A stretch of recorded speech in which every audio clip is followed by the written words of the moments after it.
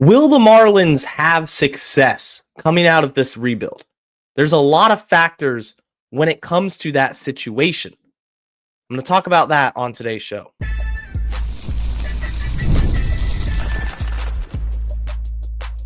You are Locked On Marlins, your daily podcast on the Miami Marlins. Part of the Locked On Podcast Network, your team every day. Welcome into Locked On Marlins. This is a live edition of the show. I'm recording this on Thursday, so hope your day is treating you well. I'm Jeremiah Geiger. You can hit me up on X at Jeremiah Geiger 2. And thank you for making Locked On Marlins your first listen of the day. It's part of the Locked On Podcast Network, which is your team every day. Make sure you're subscribed to the YouTube channel and let me know your thoughts in the comments section. And especially in this show, it's a live show. I'll be getting to your comments and your questions. If you have anything at all about this team, drop it in the chat. On today's show, I'm going to talk about the long-term plan for success when it comes to Marlins baseball. Has Peter Bendix established a successful formula that's going to result in the Marlins as perennial playoff contenders? I'm also going to look back on last night's game, a controversial decision to pull Valente Belloso out of the ball game after he was pitching one of the best games of his career, and then also take a look at a couple worrisome trends that are in the Marlins organization right now. There's some players that are just not performing very well, and there's some questions that need answers, specifically with players that aren't performing, but also trade questions. What do the Marlins do with Sandy Alcantara? How active are they going to be at the trade deadline? That is all coming up on today's show. First off, let's talk about what it means for the Marlins to have success coming out of this rebuild. It really started last year. I know for Marlins fans, we think of this team as being sellers and bottom dwellers every single year in and year out. It feels like the Marlins are quote unquote rebuilding every single season. But that's not necessarily the case. This is the second season, the first full season, in which the Marlins are retooling, rebuilding, however way you want to describe it. They were a playoff team 2 years ago. And that playoff team in 2023 does not resemble in any shape or form the product on the field and the direction that the Marlins are trying to establish moving forward. They have a new front office. Yes, they have the same manager or the same owner, Bruce Sherman, but they have a new front office. They have a new manager. They have new players. They have a new approach to try to find success in the major leagues. And ultimately, the goal is to be a playoff team and give yourself an opportunity to go win that World Series. Are they doing it the right way? I have some thoughts on this. When it comes to tearing a team down, a team that made the playoffs, and deciding to go in a different direction just a couple months after you're in the postseason, you have to execute on a lot of things. Number one, you have to execute on your trades. When you trade established big leaguers, you have to make sure that the trade return you're getting is an elite return. You're not selling short. You're not selling low on your established big leaguers. The Marlins made a ton of trades last year, and obviously early on in this season, there's a lot of trade rumors surrounding the biggest trade chip that they have, Sandy Alcantara. More on him later. But Peter Bendix, the president of baseball operations, has made it very clear that he is going to be aggressive when it comes to this rebuild. He is going to trade players. He is going to build up the farm system and inject new waves of talent throughout the Marlins organization. We're already seeing results of some of those trades. The biggest one to mention, of course, is the Jazz Chisholm trade. Jazz was a phenomenal player. He brought the energy to this team. He was a fan favorite. And the Marlins traded him at the deadline and got back a prospect package that included Agustin Ramirez. We are now seeing Agustin Ramirez in the major leagues. He's on the major league roster. He's going to be a Marlin for a long time. That's the hope. And he looks really good. Ton of extra base hits. He's tied for the Marlins team lead in doubles already. He has 7 doubles. He has power. I think you can categorize that trade as a win for the Marlins right off the bat. You have the Luis Arias trade, which was a very unpopular transaction at the time it was made. A lot of people felt like they waited too soon, they traded him too soon. It was May 4th. So at this time a year ago, Luis Arias was a San Diego Padre. The results of that trade are still to be determined. Dylan Head is a center fielder. He's in low A Jupiter. Really talented kid. I like the potential, but the jury's still out. Then at the deadline, Trevor Rogers. Who do you get back? This is the biggest trade to me. You have Connor Norby and Kyle Stowers. Connor Norby looked really good last season. Kyle Stowers looked awful. And he's completely flipped it around. He's the reigning National League Player of the Week.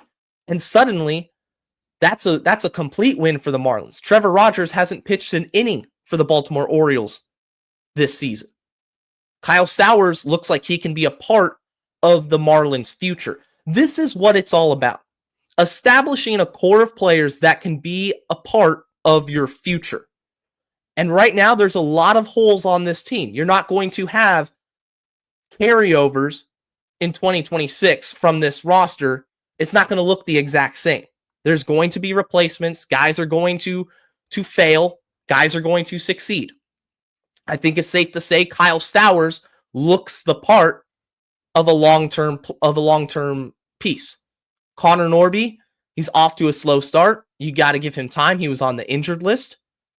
But I like that deal. The Marlins aren't done. It doesn't stop with the trades. The other big piece of rebuilding has to be the draft. The amateur draft around the All-Star break is a free way to inject talent into your system. The Marlins went in a approach in which you have a certain amount of bonus pool money, and you spend that money on Carter Johnson, essentially, in the second round. You go under slot, you draft PJ Morlando, and so far you haven't really seen results from either of those guys. They could have gone with one of my favorite players in last year's draft, Ryan Waldschmidt. I'm going to get to your comments. Leave them in the chat. I'm going to get to them. But this year's draft, this is your second draft under new scouting director Frankie Pilieri. You got to execute this draft. You got to find one of those blue chip prospects. Even though you're sitting at number 7, you're still in the top 10. You're going to be drafting top 10. Let's go make a really good pick. Let's continue this progression of adding talent into the system. So a couple years later, 2-3 years later down the road, this team is competing. Really quick before we hit the ad, I want to add this question here. Michael Vincent, what's your thoughts on Davison De Los Santos? I like Davison De Los Santos. I think he's a very intriguing player who has some things he needs to work on. Number one, he's got to continue working on the chase rate. He's done that. I've seen improvement. I want to see him cut down on the strikeouts a little bit, but the power is very evident. And I think it's just a matter of time before you see him on the major league roster and getting an opportunity in Miami. My guess would be a post-deadline call-up. I don't think they're going to rush him. I think they're going to continue to give him more time in the minor leagues. But De Los Santos certainly is a player who has a future on this team. It's just about getting him his opportunity and what is he going to do with it. Coming up next, I'm going to continue the conversation about what the Marlins have to do in order to find long-term success. I'm also going to talk really quickly about this decision to bring in the bullpen and take out Valente Beozo from last night's game. Have some thoughts on that. That's coming up right after this. Get the supplies you need from the site made for the skilled trades. That is Supply House. Whether you're in plumbing, HVAC, or electrical work, Supply House is the reliable way to order products online. Their easy-to-use website is packed with helpful resources and the latest product info to help you get the job done right. Plus, with a complete inventory of over 200,000 parts from over 400 top brands, you'll find exactly what you need, delivered fast from coast to coast. If you need help with an order, Supply House offers expert support and industry-leading service, so you'll always talk to a real person. And for trade professionals looking for an extra edge, their free Trade Master program offers exclusive perks like a dedicated phone line, free shipping, and discounts on every order. Thousands of skilled professionals are already taking advantage. Now it's your turn. Join the Trade Master program today at supplyhouse.com/TM and start ordering plumbing, HVAC, and electrical supplies with just a few clicks. Plus, use promo code SH5 for 5% off your first order. That's supplyhouse.com.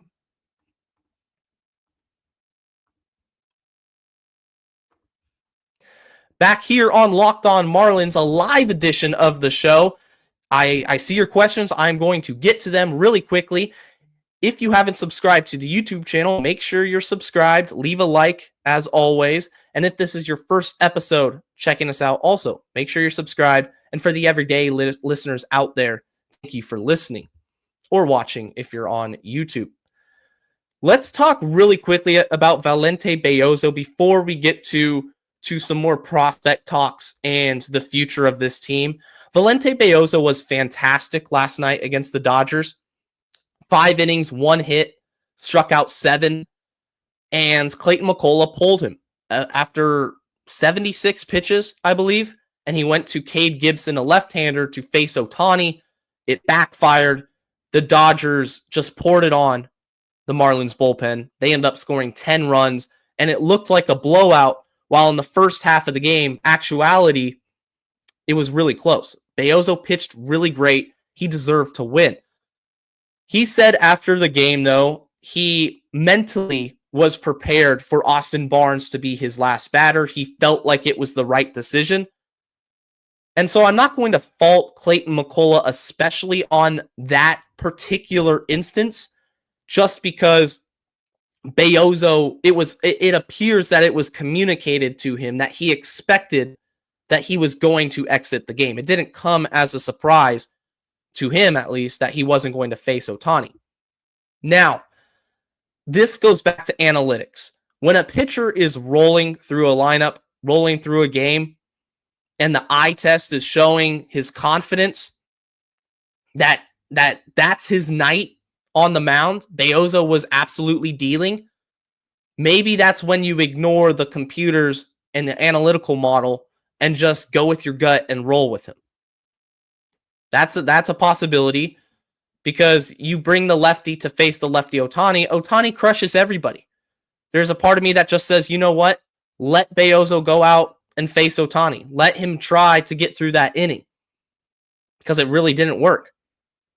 And, hindsight is 2020. If Cade Gibson strikes out Ohtani and then gets by Freddie Freeman, maybe we're talking about this a lot differently.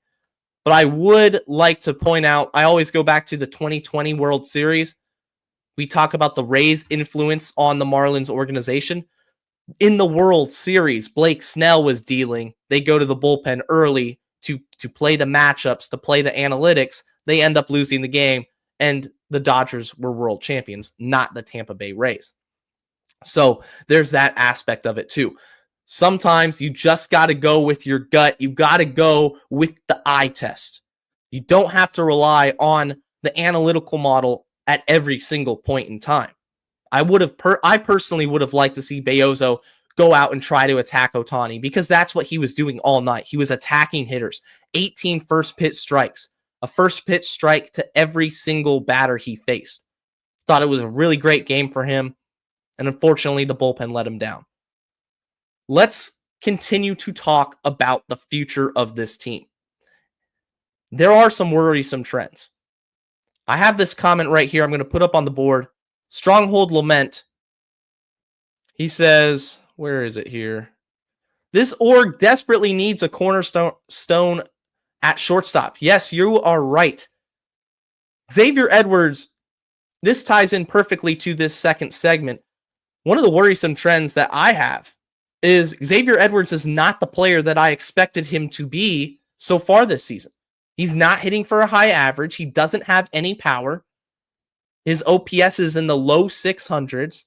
He's not getting on base enough to be an elite base stealer, and that's a lot of where his value comes from. And you look in the minors, Max Acosta and Jared Cern are disappointing right now.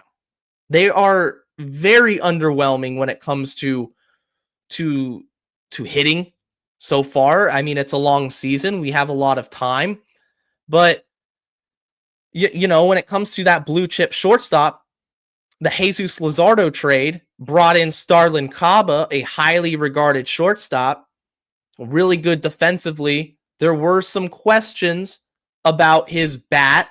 Would it play long term because he doesn't have the power? He struggled last year in low A.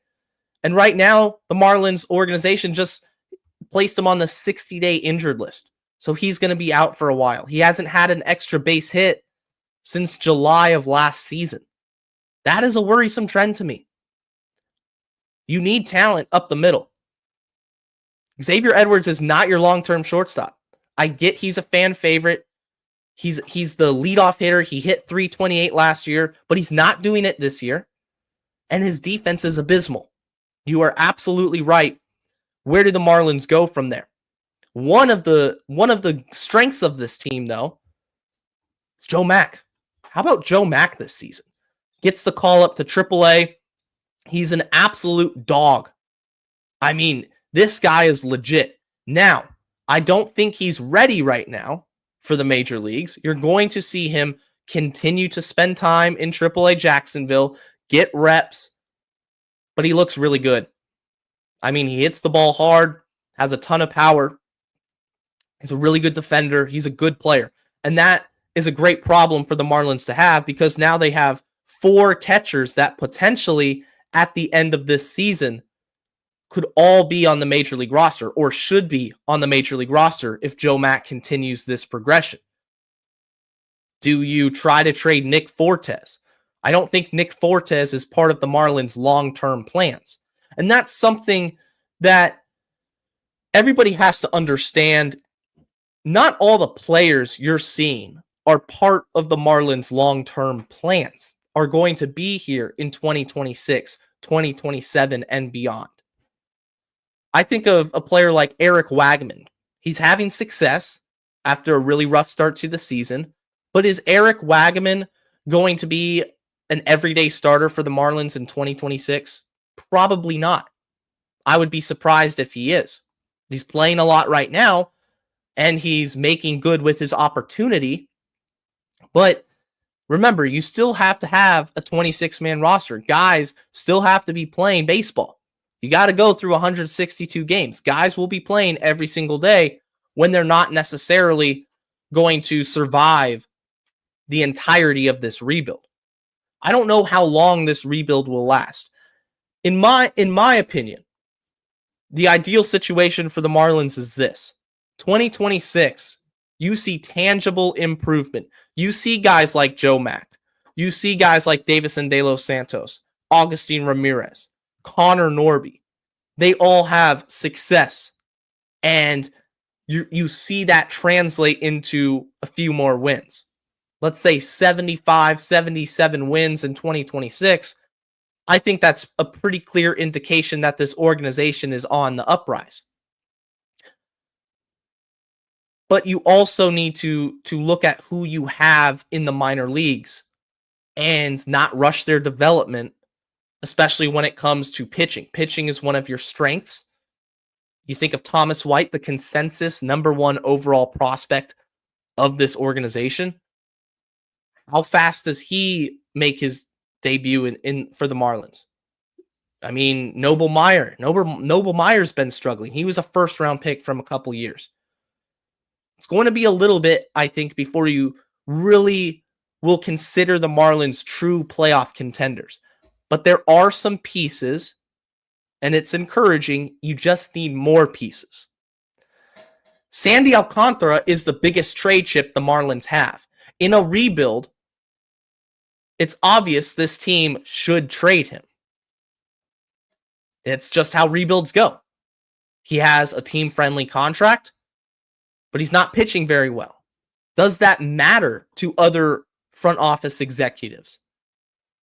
The final segment of this live show, I'm going to talk about some questions that need answers. Sandy Alcantara is one of those questions. What will the Marlins do with Sandy Alcantara? That's coming up right after this.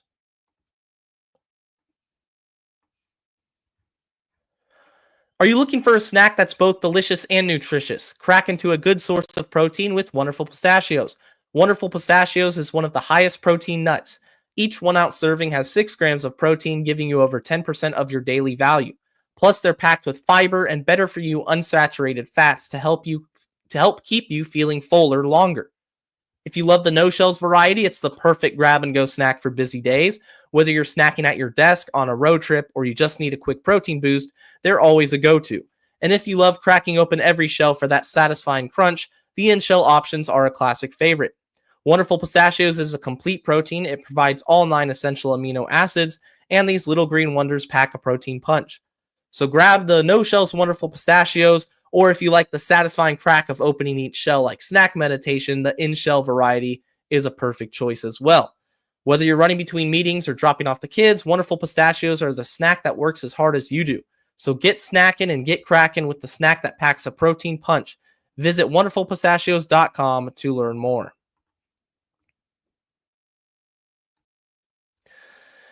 Thank you for making Locked On Marlins your first listen of the day. If you're watching on YouTube, make sure you're subscribed. But remember, if you're on the go, Locked On Marlins is on every major podcast platform out there, so you can also listen to the show. Now, let's talk a little bit about some questions that need answers. The first one is the Sandy Alcantara trade. Is Sandy going to get traded? And what team will he go to? So from Miami TV G, if Sandy gets traded, where should he be traded to? Right now, Sandy's value, I don't know where it stands with other front offices. He's pitching very poorly, but he's also a former Cy Young winner. And he has a ton of talent. The stuff is still there. It goes back to location and command. A few bad pitches here in this inning, a few bad pitches there. Things could look a lot different. And he has the potential get-right game against the Chicago White Sox, which we've all been waiting for. I don't really care where Sandy Alcantara gets traded to as long as it's not in the division. I just want the best return possible and the best execution of this trade for Peter Bendix and the front office. They have to execute this trade at an A-plus level. There should not be any settling. There should not be any rushing. Sandy is the face of the franchise right now. There is no reason to trade him for pennies on the dollar. There is no reason to rush this trade. It's a franchise-altering move that could bring back a lot of potential talent. I think of teams like the Dodgers.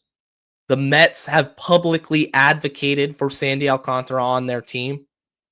Would the Marlins be willing to pull the trigger for an in-division trade? We saw them do that with Jesus Lazardo. I'm going to talk a little bit more about that. But I think it's just wait and see with Sandy Alcantara. Because if I was a betting man, I would still bet that Sandy gets traded at the deadline. That it goes down to the wire and a team is going to see the potential. They know what Sandy brings and they're going to make an offer that the Marlins just can't refuse. He's got a great contract situation. So yeah, I do think Sandy ends up getting traded, but you just got to execute this one. What I don't think the Marlins executed well was the Jesus Lazardo trade. This is the first question that we need answers to. Was it worth it? Was trading Jesus Lazardo worth it? Can we give a definitive answer to that question right now? You got back Starlin Caba. He's on the 60-day injured list. He's in low A. We're not going to find out about him for a long time. The Marlins gambled.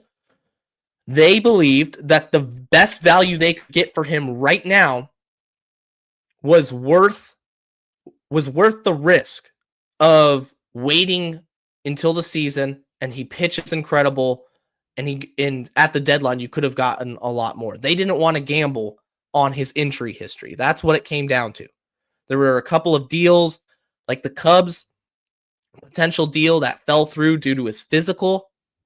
A lot of teams would love to have Jesus Lazardo.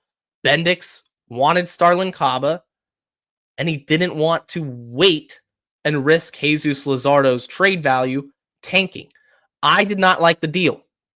I couldn't stand the deal. I thought, why would you trade him coming off of an injury in which he only pitched in 12 games when you could wait? And yeah, you're taking a risk that he gets hurt again, but at the trade deadline, you could get a way, way higher of a return. That's where I was. Kind of like they're doing with Sandy, because teams will overpay at the trade deadline. They went the opposite route, and right now, they shot themselves in the foot. Caba has not looked good. He's hurt. Jesus Lazardo looks like a Cy Young contender. I don't see how I can objectively say, well, the Marlins got to feel good about this. They gave up a potential all-star pitcher. Jesus Lazardo is pitching awesome. And you have Starlin Caba, who's just kind of been for the last couple of years. Yeah, he's really talented defensively, but is he going to hit enough? He walks a lot, but I don't know. I like him as a prospect, and now he's injured. I'd rather have Jesus Lazardo, without a doubt. Another question. What will the Marlins do with Matt Mervis? Matt Mervis is hitting under 200. He's playing as your first baseman. You brought him in for Vidal Brujan. He got really hot a few weeks back, was tied for the Major League in home runs at one point. He's hitting everything out. He still has 7 home runs, but right now he's a 2 outcome hitter. He's home run or strikeout. That's it. It reminds me a lot of when he was with the Cubs and it didn't work out and they decided to move on. The Marlins somehow have something against Troy Johnston in the minor leagues, because Troy Johnston's been heating up. He's been in the minors forever, and neither this regime or the previous front office with Kim Ng gave him a chance. But Matt Mervis has got to start heating up. He's got to start collecting more base hits and give some more contact. Because right now it's just home run or strikeout. I don't think that's a viable major league starter. I really don't. And earlier, he was hitting those home runs. It looked like he turned a page. He was hitting the ball hard, but pitchers have adjusted. This season is a long season. And yes, sometimes I will overreact. Sometimes I will underreact. The other question, was to touch on this a little bit from earlier, was the middle infield. Otto Lopez. Is Otto Lopez going to be here in 2026? Has he taken a step back? Started off really hot the first week and then got in a slump, and now he's hurt. He has an ankle injury. Javier Sanoja is going to be getting that playing time at second base. I really like Javier Sanoja as a player. I think Sanoja is that super utility guy. He reminds me a lot of John Birdie. And John Birdie is a solid major leaguer. I'll take that from Javier Sanoja. But the Marlins have a lot of work to do in order to get to where they want to be, which is a playoff team. Sometimes as a Marlin fan, I get so caught up in the fact of I'm watching my own team, and I felt like I had to sneeze right there. But I get so caught up in the fact that the Marlins, their rebuild is progressing. It looks a certain way, but these other teams still have farm systems. These other teams have a lot of talent. The Marlins aren't just competing against themselves. They're not trying to better themselves from 2023. They're trying to compete with the rest of Major League Baseball. It's professional sports. It's a business. It's competition. It's a cutthroat game. Nobody's going to feel sorry for you if your rebuild doesn't work out. Nobody's going to feel sorry for you if you fail on a trade. The Phillies certainly don't care that they lost Starlin Caba. They got Jesus Lazardo. What's next for this team? Comes down to identifying and developing the talent in-house. Agustin Ramirez looks the part of an everyday player, whether that's at catcher or DH or both. Kyle Stowers looks good, identifying that talent. And then in the minor leagues, continuing to develop those players. You thought really highly of Max Acosta. I need to see that development continue. You traded Jake Burger for him. Now, Jake Burger's been optioned. I still think Burger will be fine. He'll go through stretches. I'm not going to say, oh, yeah, they got rid of Burger. That's a huge win. He was horrible. No, Jake Burger has had success at the major league level. I'm not going to react for 1 month when Burger's a 30 home run guy and say, oh, that was a huge win for the Marlins. Now, I like Max Acosta, but he still has work to do. Who is going to step up and be the next big player for these Marlins? I look in low A. Andrew Salas looks awesome. Andrew Salas could be a top 10 prospect one day. That's still a long ways off. In the grand scheme of things, the Marlins are probably 2 or 3 years away from making some serious noise. That doesn't mean this team won't be entertaining. That doesn't mean that the Marlins can't make things interesting and compete. Guys are battling. This team is fun to watch. Players are emerging. But the rebuild is still here. It's still in progress. Are they going to get better? When will they be a playoff team? Because that's the ultimate question. That's the ultimate goal. I don't want to settle for a 70-win season. I want a World Series. I've never seen a World Series. I was 1 year old when this team won it all in 2003. I don't remember that. A lot of you guys probably do and can probably remember how happy and joyous that feeling was. I want to experience that. These Marlins players want to experience that. So execute the draft. I want to have a really good draft. Not a lot of people are talking about that. But it's a surefire way to inject talent into your organization without giving up prospects. If you're going to trade Sandy Alcantara, you better execute it. You better not sell short. And lastly, who is going to stick at the major league level? Who's going to turn it around? Is Xavier Edwards going to get hot? Is his defense going to improve? Is Matt Mervis was he just a flash in the pan, or could the Marlins have something there? Because right now I'm worried about those two. That's going to do it for today's live edition of Locked On Marlins. For your second listen of the day, go check out the new Locked On MLB Game Night. And for tomorrow's show, it's going to be a crossover episode between Locked On Marlins and Locked On White Sox. It's going to be a fun one, so check that out tomorrow morning. And until next time, guys, stay safe, stay locked on, and let's go fish.